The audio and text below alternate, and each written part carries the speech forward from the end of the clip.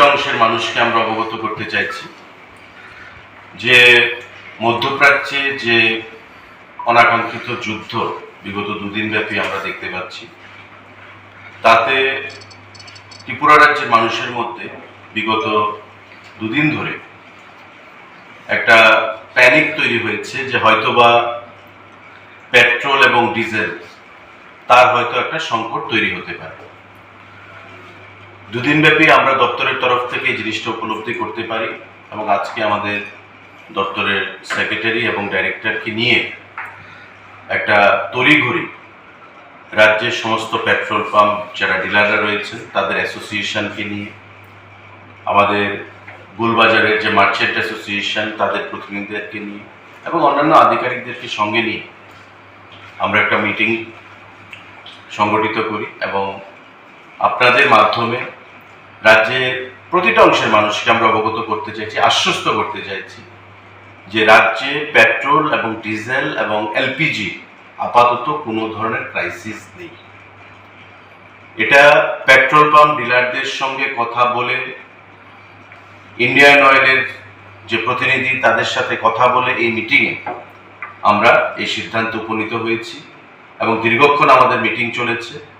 তাতে আশ্বস্ত আমাদেরকে করা হয়েছে তাদের তরফ থেকে রাজ্যে যা স্টক রয়েছে পেট্রোল, ডিজেল, এলপিজি, তা আগামী 1 মাস ব্যাপী কোনো ধরনের ক্রাইসিস রাজ্যে সংঘটিত হওয়ার কোনো পরিস্থিতি তৈরি হয়নি বা সেটা নেই।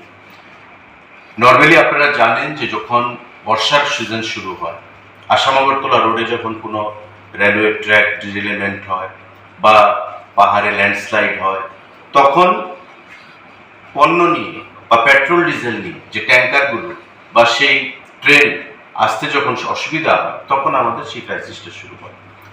কিন্তু এখন সিজন বা এখন যা পরিবেশ রয়েছে, আবহাওয়া রয়েছে, তা সম্পূর্ণ সুন্দর আবহাওয়া। রাজ্যের মধ্যে যা মজুত রয়েছে সেটা আমি বললাম যে আমাদের রাজ্যে যে মজুত রয়েছে পেট্রোল, ডিজেল এবং এলপিজি, তা প্রায় 1 মাসের স্টক রয়েছে।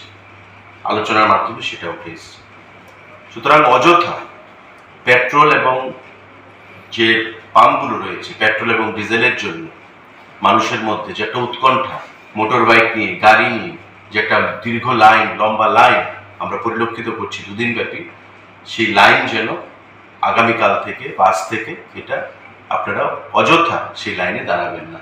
মানে এতে করে মানুষের মধ্যে উৎকণ্ঠা তৈরি হয়, মানুষের মধ্যে একটা অ্যাংজাইটি তৈরি হয়, মানুষের মধ্যে একটা প্যানিক তৈরি হয়।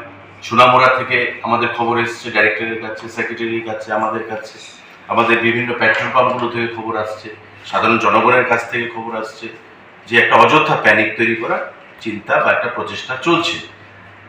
পাশাপাশি গোলবাজারের যারা মার্চেন্ট অ্যাসোসিয়েশনের প্রতিনিধিরা তারাও এসেছিলেন আমাদের মধ্যে।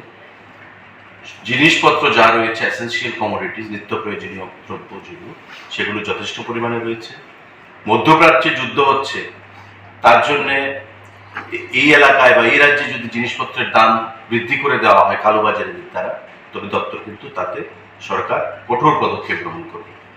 আমরা বলেছি খাদ্য দপ্তরের আধিকারিকদেরকে খুব শীঘ্রই এনফোর্সমেন্ট প্রক্রিয়া চালু করা হবে। যদি কোথাও কোনো ধরনের অনিয়ম খবর আসে আমাদের কাছে, কালোবাজারি কোনো অবস্থাতেই বরদাস্ত করা চলবে না।